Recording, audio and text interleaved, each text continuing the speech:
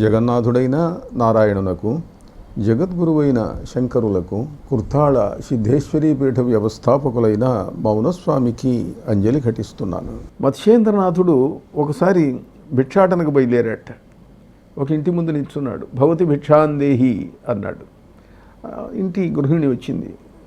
ఆయన నువ్వు ఏదో మహానుభావుల్లాగా ఉన్నావు అని భిక్ష పెట్టి, నాకు పిల్లలు లేరు, ఆశీర్వదించు అన్నాడు.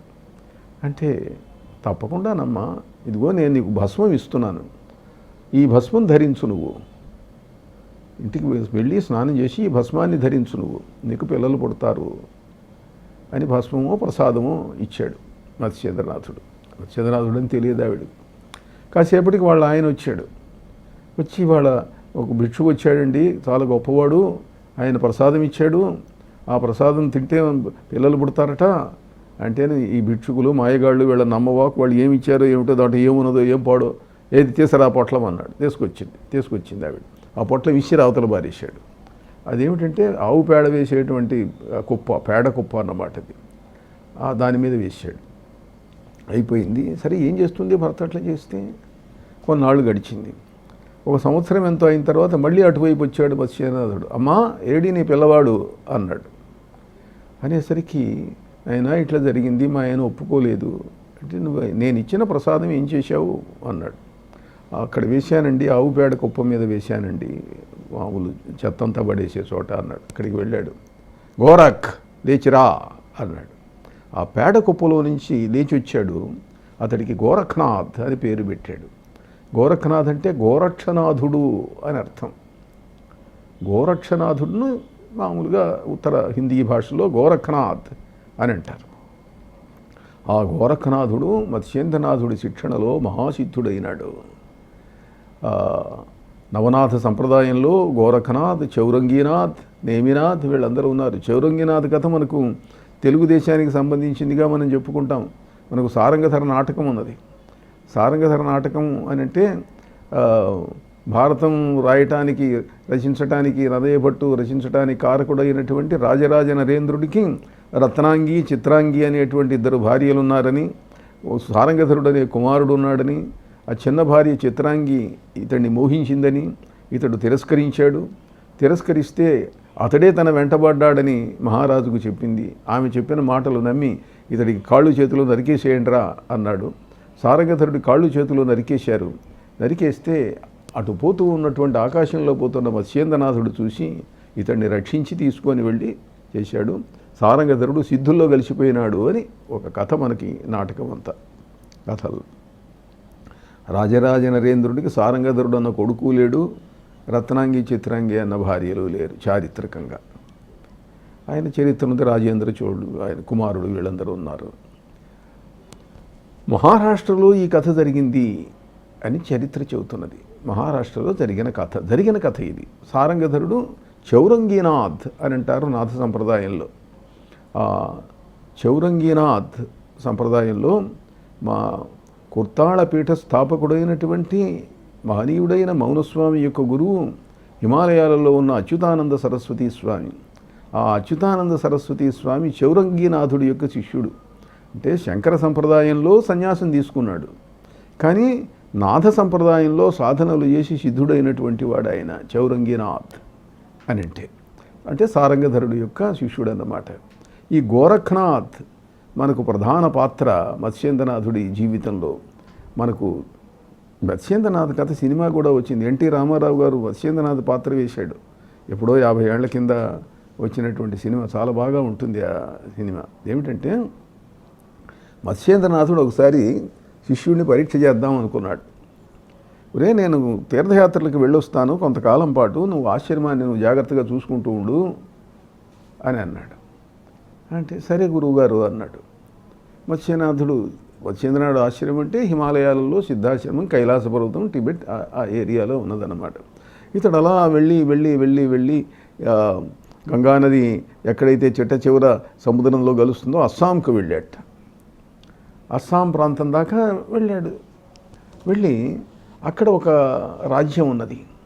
ఆ రాజ్యంలో ఓ మహారాజు ఉన్నాడు. ఆయనకు ఒక కూతురు ఉన్నది. ఆ కూతురు ఈయన్ని మోహించింది, పెళ్లి చేసుకున్నాడు. ఆ మహారాజు మరణించాడు.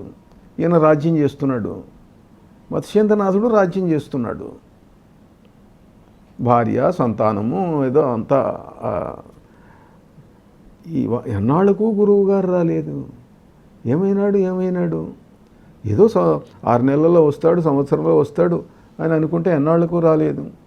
రాకపోయేసరికి ఈయన వెతుక్కుంటూ బయలుదేరాడు. వెతుక్కుంటూ ఎంక్వైరీ చేసుకుంటూ విచారణ చేస్తూ బయలుదేరి వెళితే చిట్ట చివరికి అక్కడెక్కడో ఉన్నాడు, బ్రహ్మపుత్ర నదీ ప్రాంతంలో రాజుగా ఉన్నాడు అని వెళ్ళి చూశాడు.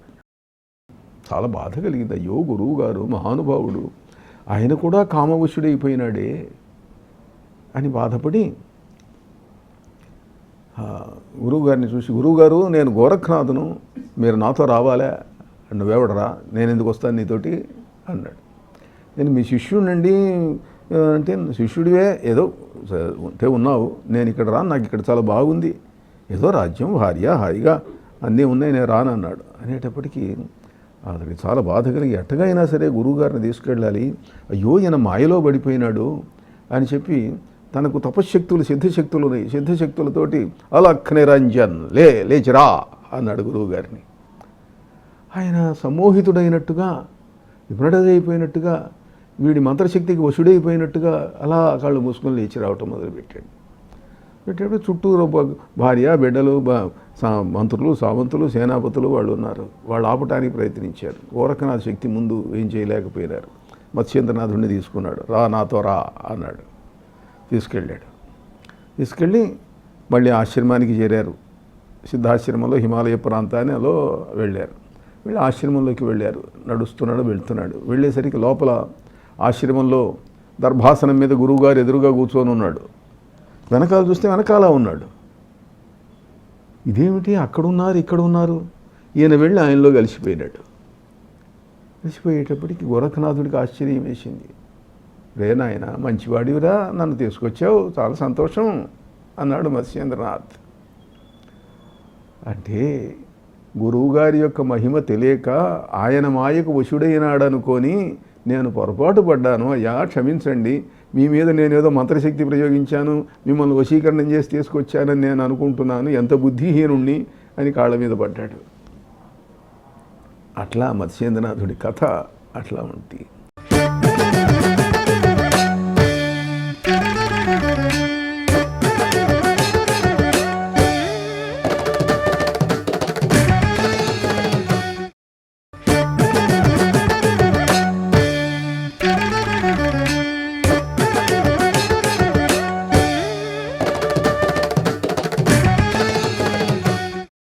క్రీస్తు శకం 4వ శతాబ్ద ప్రాంతంలో నేపాల్ పరిపాలిస్తున్నటువంటి రాజు, నేపాల్లో వర్షాలు లేవు, కాటకాలు, కరువులు చాలా బాధలుగా ఉన్నాయి. పెద్దవాళ్ళని అడిగాడు, ఏం చేయాలా, వానలు లేవు, ఏం లేవు, ప్రజలు చాలా బాధపడుతున్నారు అని అంటే, మామూలు వాళ్ళ వల్ల కాదండి, మత్స్యేంద్రనాథుడిని పిలవాలి, ఆయన గనక వచ్చేటట్లయితే ఆయన మహానుభావుడు, ఏదైనా చేస్తాడు అన్నారు. అంటే అప్పుడు ఆయన అస్సాంకు వెళ్ళి, అప్పుడు ఇంకా మళ్ళీ వెళ్ళాడో మరి ఏం జరిగిందో ఈ కథ చెబుతుంది. వెళ్ళి, అయ్యా మీరు వచ్చిన మా ప్రజలను రక్షించాలి అంటే, వస్తాలే పద అన్నాడు. ఆయన హిమాలయ మార్గంలో టిబెట్కు డైరెక్ట్గా వచ్చాడు అని చెప్తారు. అంటే మామూలుగా అందరూ నడిస్తే కొన్ని నెలలు పట్టేటువంటి మార్గం, ఇప్పుడు ఏదో టిబెట్లో నుంచి బయటకు వచ్చి భూమార్గంలో కనుక అస్సాం వెళ్ళాలంటే ఎన్ని వందల మైళ్ళు ప్రయాణం చేయాలి. అవి కాకుండా డైరెక్ట్గా హిమాలయాలలో గుండా వచ్చేటట్లయితే ఆ మార్గంలో మామూలు వాళ్ళు ప్రయాణం చేయలేరు, సిద్ధులు మాత్రమే ప్రయాణం చేయగలుగుతారు. ఆ మార్గంలో వచ్చాడు ఆయన వచ్చేసరికి ఆయనకు పూజలు చేసుకున్నారు, గురు పూజ చేశారు, వానలు కురిసినాయి, ప్రజలంతా సుభిక్షంగా ఉన్నారు. కొన్నాళ్ళు ఉన్న తర్వాత సరేనాయన నేను వెళ్ళొస్తా అని వెళ్ళాడు మత్స్యేంద్రనాథుడికి గుడి కట్టించారు. ఇవాళ ఖట్మాండూలో, నేపాల్ రాజధాని ఖట్మాండూలో మత్స్యేంద్రనాథుడి గుడి ఉన్నది. ఆ గుడిలో విశేషం ఏమిటి అని అంటే, మామూలు మనం దేవాలయాలు చూస్తుంటాం మనకు దక్షిణ దేశంలో, ఉత్తర దేశంలో. దేవాలయం అంటే ఓ దేవుడు, ఆ దేవుడికి ఒక యంత్రం, కొన్ని స్వయంభువులు అయ్యేటట్టయితే అక్కడ ఏదో విగ్రహము, శివలింగము ఏదో ఉంటుంది, దానికి పూజలు చేస్తుంటాం, అది గర్భగుడిలో ఉంటుంది. దీన్ని స్థిర ప్రతిష్ఠ అని అంటారు. అంటే స్థిరంగా ఒక చోట ఉంటుంది గర్భాలయంలో. కానీ కొన్ని చోట్ల చరప్రతిష్టలు ఉన్నాయి. శరప్రతిష్టలు అంటే ఏమిటి? వాటిని స్థిరంగా ఉంచరు. అక్కడ ఉండే విగ్రహాన్ని లోపల పెట్టి ఉంచుతారు, ఓ పీట మీదనో దేంట్లో కూర్చోబెడతారు. అవసరమైనప్పుడు మళ్ళీ బయటికి తీసుకొస్తారు, మళ్ళీ లోపల పెట్టుకుంటుంటారు. వీటిని చరప్రతిష్టలు అని అంటారు. బృందావనంలో చరప్రతిష్టలు ఎక్కువ స్థిర ప్రతిష్టల కంటే మధుర బృందావనంలో. ఎందువల్ల అని అంటే మహమ్మదీయులు దండయాత్రలు చేసి విగ్రహాలను ధ్వంసం చేస్తుంటే ఆ విగ్రహాలలో కొన్ని ఎట్లాంటి విగ్రహాలనంటే మహనీయులైనటువంటి వ్యక్తులకు హరిదాస్ మహారాజ్, రూపగోస్వామి మొదలైనటువంటి వాళ్లకు భూగర్భంలో కనిపించి ఆ భూగర్భంలో నుంచి బయటికి తీయబడినటువంటి విగ్రహాలు చాలా ఉన్నాయి బృందావనంలో. ఇవాళ బృందావనంలో బాంక్యబిహారి అని దేవాలయం ఉన్నది. బాంక్యబిహారి అంటే వనవిహారి అని అర్థం.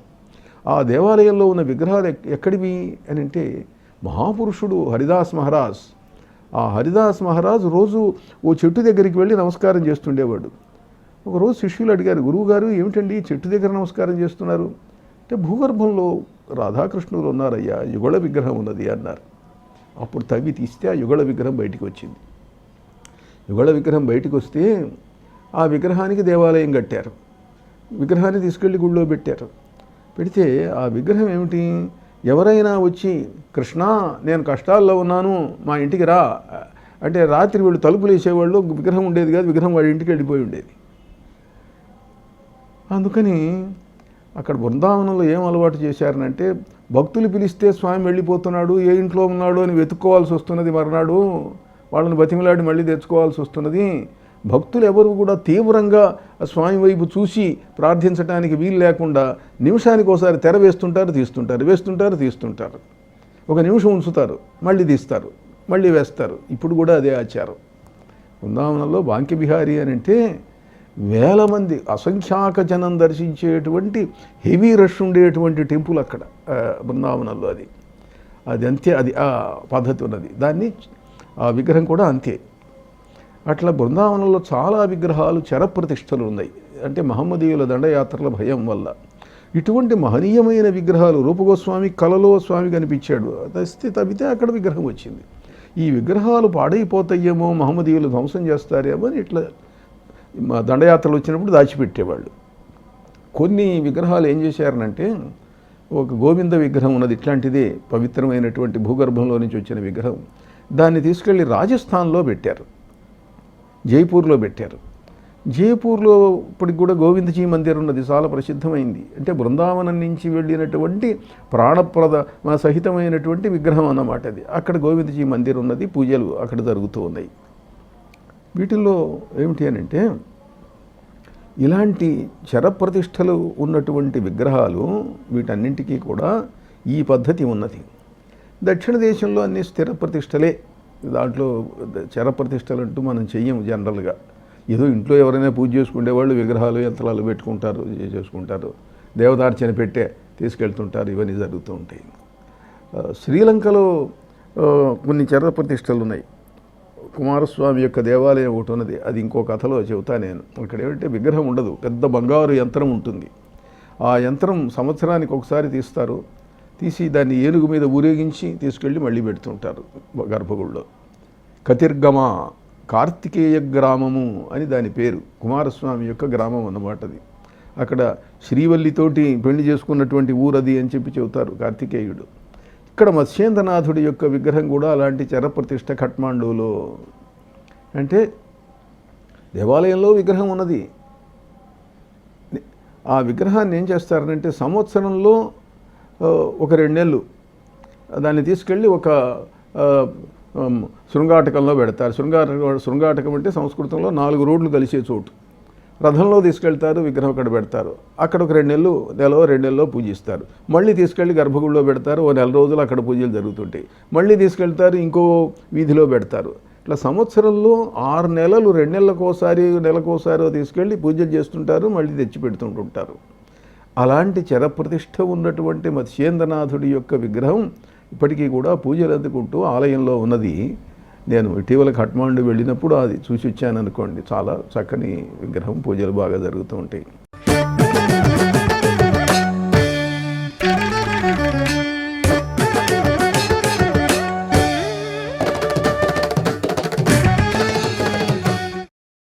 మౌనస్వామి హిమాలయ యోగి.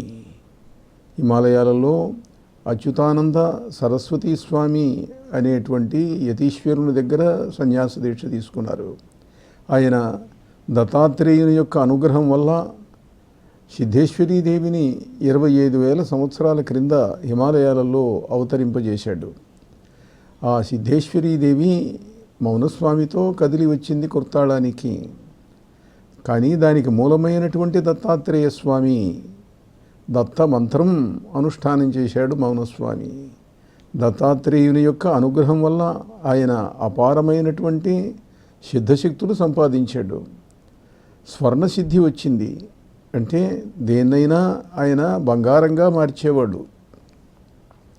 ఒకసారి డాక్టర్ యానీ బెసెంట్, సుప్రసిద్ధమైనటువంటి వ్యక్తి, హోమ్ రూల్ ఉద్యమాన్ని నడిపింది, పాశ్చాత్య దేశాల నుండి వచ్చింది. ఆమె థియోసాఫికల్ సొసైటీ నిర్వాహకురాలు. మౌనస్వామిని గురించి విని మెడ్రాస్లో ఓ జిల్లా జడ్జిని తీసుకొని మౌనస్వామి దగ్గరికి వచ్చింది. మీరు సువర్ణ సిద్ధి ఉన్నవారుట అంటే అది ఏం పెద్ద విశేషం, ఈ దేశంలో ఎందరో మహితాత్ములు ఉన్నారు. కాదు, నేను ఇంతవరకు చూడలేదు, ఆ స్వర్ణసిద్ధిని చూడాలనున్నది అన్నది యానీ బెసెంట్. జిల్లా జడ్జి ఆయన అన్నాడు, నేను ఒక రాగి రేకు తీసుకొచ్చాను, దాన్ని మీరు బంగారంగా మార్చండి అంటే ఏ హస్తలాఘవంతోటో గారడీతోటో అంతకుముందే బంగారంగా ఉన్నదాన్ని మార్చినట్లు చూపించటమో చేస్తాడేమోనని ఆయన ఏం చేశాడనంటే ఆ రాగి రేకు మీద ఆయన తన సంతకం చేశాడు.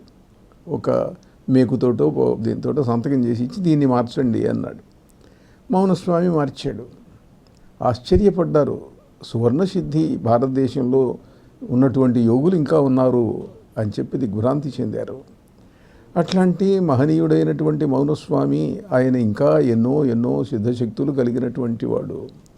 దానికి మూలమైనటువంటి దత్తాత్రేయుని యందు భక్తితోటి కుర్తాళంలో మొదట ఆయన స్థాపించిన ఆశ్రమానికి దత్తాత్రేయ మఠం అని పేరు పెట్టారు.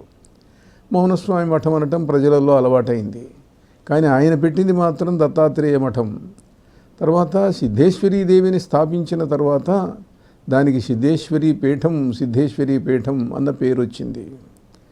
తన తపస్సుకు, తన సిద్ధికి, తన శక్తికి కారణమైనటువంటి దత్తాత్రేయ స్వామి ఆయన గురించి ఎప్పుడూ చెబుతుండేవాడు ఆ మహనీయుడైనటువంటి ఆ మౌనస్వామి. ఆంధ్రదేశంలో దత్తోపాసన ఎక్కువగా లేదు, మహారాష్ట్రలో చాలా ఎక్కువ. మహారాష్ట్రలో దత్తాత్రేయ స్వామి ఉన్నటువంటి ప్రదేశాలు, ఆయన స్నానం చేసే చోట్లు, ఆయన భోజనం చేసే చోట్లు, ఆయన ఎక్కడెక్కడ ఏ క్షేత్రాలలో ఉన్నారు, గాణ్గాపూర్ మొదలైనటువంటివి చాలా ఉన్నాయి మహారాష్ట్రలో. ఆంధ్రలో కూడా కుర్తాళానికి దగ్గర పాపనాశనం అన్న చోట దత్తాత్రేయ ఆశ్రమం ఉన్నది. ఆ అనసూయలు అక్కడికి ఒకప్పుడు వచ్చారు అని ప్రతీతి. బహుశా అక్కడ ఉన్నటువంటి అగస్త్య మహర్షిని చూడటానికి వచ్చి ఉండవచ్చు. కనుక దత్తాత్రేయ ఆశ్రమం పాపనాశనంలో ఉన్నది. దత్తాత్రేయ స్వామిని గురించి మౌనస్వామి ఎన్నో విశేషాలు చెప్పేవాడు. మనకు పురాణాలలో స్వామిని గురించి చాలా అద్భుతమైనటువంటి విశేషాలు ఎన్నో ఉన్నాయి. దత్తాత్రేయుడు ఎప్పటివాడు అని అంటే సృష్టికి మొదట్లో ఉన్నటువంటి ప్రజాపతులలో ఒకడైన అత్రి యొక్క కుమారుడు. అత్రి భార్య అనసూయ. నేపాల్లో ఇప్పటికి కూడా హిమాలయాలలో ఒక కొండకు అనసూయ పర్వతము అని పేరు. అంటే అక్కడ ఉండేవాళ్ళు అన్నమాట. దత్తాత్రేయ స్వామి పుట్టిన చోటు అక్కడ. హిమాలయాలలో పుట్టినటువంటి స్వామి అంటే ఎప్పుడు పుట్టాడు? సుమారుగా 199 కోట్ల సంవత్సరాల కింద పుట్టాడు ఆయన. ఈ సృష్టి ప్రారంభమై 200 కోట్ల సంవత్సరాలు అయినట్లుగా మన పంచాంగాలు చెబుతున్నాయి. మన పంచాంగాలే కాదు, వాళ్ళ పాశ్చాత్యులు కూడా అదే చెబుతున్నారు. మీరు ఏ కేంబ్రిడ్జ్ డిక్షనరీనో ఆక్స్ఫర్డ్ డిక్షనరీనో తీసుకొని ఎర్త్ అని కనుక తీసేటైతే the age of the earth is probably 200 crores of years అని ఉంటుంది దాంట్లో. అలా దత్తాత్రేయ స్వామి 199 కోట్ల సంవత్సరాల కింద వచ్చినవాడు. ఇటీవల ఆయన అవతారాలు వచ్చినాయి. శ్రీపాద శ్రీవల్లభుడు నరసింహ సరస్వతి, అక్కల్కోట మహారాజ్, ఇలా చాలామంది దత్తాత్రేయుని యొక్క అవతారాలుగా చెప్పబడ్డారు. ఇప్పుడు షిరిడి సాయిబాబాను కూడా చాలామంది దత్తాత్రేయుని యొక్క అవతారమే అని చెప్తూ ఉన్నారు. ఏదైనా దత్తాత్రేయుడు త్రిమూర్త్యాత్మకుడైనటువంటి వ్యక్తి. అత్రి అనసూయలను వాళ్లకు దంపతులు, వాళ్ళల్లో అనసూయాదేవిని ఒకసారి పరీక్షిద్దాము అని త్రిమూర్తులు వచ్చారు. బ్రహ్మ, విష్ణువు, మహేశ్వరుడు వచ్చి, అమ్మా మేము అడిగింది ఇస్తావా నువ్వు? అయ్యా మీరు దేవతలు, త్రిమూర్తులు, బ్రహ్మ విష్ణు మహేశ్వరులు, మీరు ఏది అడిగితే ఎవరు కాదంటారు, తప్పకుండా ఇస్తాను, మాకు భిక్ష పెట్టు అన్నది. అయ్యో అంతకంటేనా అన్నది. మాకు నువ్వు దిగంబరివై పెట్టాలి అన్నారు వాళ్ళు. ఆచార విరుద్ధం, తప్పు కదా అది, మాట ఇచ్చావు అన్నారు వాళ్ళు. ఆమెను పరీక్ష చేయడానికి వచ్చిన వాళ్ళు. ఆమె తన తపశ్శక్తితోటి ముగ్గురిని కూడా పిల్లలుగా మార్చింది. చిన్న శిశువు ముందు ఎట్లా ఉన్నా పర్వాలేదు. అప్పుడు ఆమె దిగంబరి అయి వాళ్లకు ఆహారం పెట్టిందిట. వాళ్ళు సంతోషించి, నీకేం కావాలో కోరుకో అంటే, మిమ్మల్ని శిశువులుగా నేను మార్చాను, మీరు నిజమైన శిశువులుగా నా గర్భంలో పుట్టాలి అని అడిగింది. అట్లాగే తల్లి అని వరం ఇచ్చారు వాళ్ళు. అలా పుట్టినటువంటి వాళ్ళల్లో బ్రహ్మ యొక్క సంతానంగా, బ్రహ్మ యొక్క తేజస్సుతోటి చంద్రుడు పుట్టాడు. శివుని యొక్క తేజస్సుతోటి దుర్వాసుడు పుట్టాడు. విష్ణువు యొక్క తేజస్సుతోటి దత్తాత్రేయ స్వామి పుట్టాడు. అయినా ఆయన దత్తాత్రేయుడిని త్రిమూర్త్యాత్మకుడు అని అనటం కూడా వచ్చింది. అందుకే కొన్ని చిత్రాలలో ఆయనకు 3 తలలు ఉన్నట్టుగా చెప్తారు, చూపిస్తారు కూడాను. ఇప్పటికి కూడా హిమాలయాలలో కైలాస పర్వతంలో దత్తాత్రేయ గుహ అని ఒకటి ఉన్నది. ఆ గుహలో ఆయన ఉంటాడు అని ప్రతీతి. భారతదేశం మొత్తం మీద ఆయన దేవాలయాలు ఉన్నాయి, ఎన్నో చోట్ల ఆయన పీఠాలు ఉన్నాయి. అయినా సరే ప్రధానమైనటువంటి కేంద్రం హిమాలయాలు, కైలాస పర్వతం. ఈ మధ్య ఒక యోగి దత్తాత్రేయ మంత్రాన్ని కొన్ని కోట్లు చేశాడు, అయినా దర్శనం కాలేదు. దత్తాత్రేయుడి గుహ దగ్గరికి వెళ్ళాలి, అక్కడ ఆయన ఉంటాట అని ఆ గుహను వెతుక్కుంటూ అతి కష్టం మీద వెళ్ళాడు. కైలాస పర్వతానికి వెళ్ళినటువంటి యాత్రికులకు ఆ ప్రాంతంలో ఉండేటువంటి చలి అనుభవమే, వణికించే చలి. ఆ చలిలోనే 3 రోజులు ప్రయాణం చేసి దత్తాత్రేయ గుహ దగ్గరికి చేరుకున్నాడు అతి కష్టం మీద. అక్కడ చూస్తే ఏమీ కనపడలేదు, దత్తాత్రేయ స్వామి కనపడలేదు. కనిపించిందాకా నేను ఇక్కడే ఉంటాను, నా శరీరం వదిలిపెట్టడానికైనా నేను సిద్ధంగా ఉన్నాను అనుకున్నాడు. వెనక బుద్ధుణ్ణి గురించి చెప్తారు. ఇహాసనే శుష్యతు మే శరీరం త్వగస్థిమాంసాణిలయంచయాంతు అప్రాప్య బోధం బహుజన్మ దుర్లభం నైవాసనాత్ కాయమతశ్చలిష్యతి. ఈ శరీరము కూర్చున్న చోట శుష్కించిపోతే పోవునుగాక, ఎముకలు చర్మము మొత్తము ఏమైనా సరే పర్వాలేదు, నేను అనుకున్నది సాధించిందాకా కూర్చున్న చోటు నుండి లేవను అన్నట్ట బుద్ధుడు. అలానే ఈ యోగి కూడా అతడి యొక్క దీక్ష భక్తికి సంతోషించి దత్తాత్రేయ స్వామి ప్రత్యక్షమై అతడికి తాను స్వయంగా మంత్రోపదేశం చేసి దీక్ష ఇచ్చాడు. ఆ యోగి పేరు శ్రీహర్ష. ఆయన తన అనుభవాలను గ్రంథంగా రాశాడు. ఇటీవలి వాడు ఆయన, ఇంగ్లీష్లో ఆ గ్రంథం వచ్చింది. అట్లా దత్తాత్రేయోపాసకులైనటువంటి వ్యక్తులు ఉత్తర హిందూస్థానంలోనూ ఉన్నారు, దక్షిణ హిందూస్థానంలో ఉన్నారు. కర్నూలు జిల్లాలో వసుమామల సుబ్బరాయ శాస్త్రి గారిని ఒక ఆయన ఉండేవారు. అంతా 70 ఏళ్ల కింద ఉన్నటువంటి వ్యక్తి. ఆయన 7 కోట్లు దత్తాత్రేయ మంత్రాన్ని చెప్పాడు ఆ సంగతి.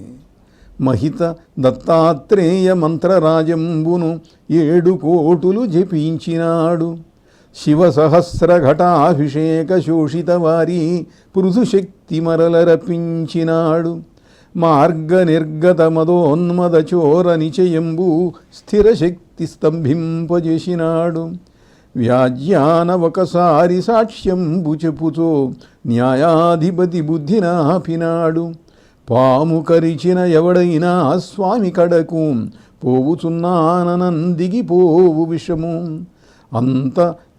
అద్భుత శక్తితో అలరువాడు రమ్యవాక్ష్య స్త్రీ శ్రీ సుబ్బరాయ శాస్త్రి.